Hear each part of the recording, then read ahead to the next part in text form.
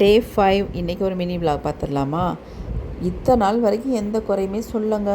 இன்றைக்கி 2 மகனும் ஊர்லேருந்து வந்தவொடனே இவர் குறை சொல்கிறாரு. என்னன்னு தானே கேட்குறீங்க, உங்கள் அம்மா கீரையே வாங்க மாட்டேன்றா அப்படின்ற குறைய சொல்கிறாரு. ஏன்னா நான் காலையில் கீரை வாங்கி கடைஞ்சேனா, அதுக்காக இப்படி ஒரு குறைய சொல்கிறாரு. ஏன் கீரை வாங்கி கடைஞ்சேன் அப்படின்னா 4 பேர் இருக்கோம், அதை கடைஞ்சா 4 பேர் சாப்பிட்டோம்னா ஒரேடியாக தீந்துடும். ஆனால் 2 பேர் இருக்கும்போது ஒரு கட்டு கீரையை வாங்கி கடைஞ்சோம்னா வேஸ்ட்டாக போயிடுது. அதனால தான் நான் பெரும்பாலும் வாங்குறதில்ல. அது மட்டும் இல்லைங்க, நான் வாங்கி ஆசையாக செய்வேன். திடீர்னு இவருக்கு கேஸ் வந்துடும். உடனே பழனி, தேனி, திண்டுக்கல்னு போயிடுவாங்க. அதனாலேயே நான் பெரும்பாலும் எதையும் வாங்கி சமைக்கிறதுக்கு யோசிக்க வேண்டியதாக இருக்கும். 2 பேரும் ஒன்றா இருந்து வீட்டில் சாப்பிட்றது எப்படி இருக்குது, அவர் ஒரு இடத்துலையும் நான் வீட்டில் செஞ்சு சாப்பிட்டு மிச்சத்தை கீழே கொட்டுறதும் எப்படி இருக்குது. காய்கறி, அரிசி எல்லாம் விற்கிற விலைக்கு கீழே கொட்ட மனசு வருதாங்க. என்னை பொறுத்த வரைக்கும் நான் கீழேயே கொட்ட மாட்டேன். அந்த அளவுக்கு தான் நான் சமைப்பேங்க.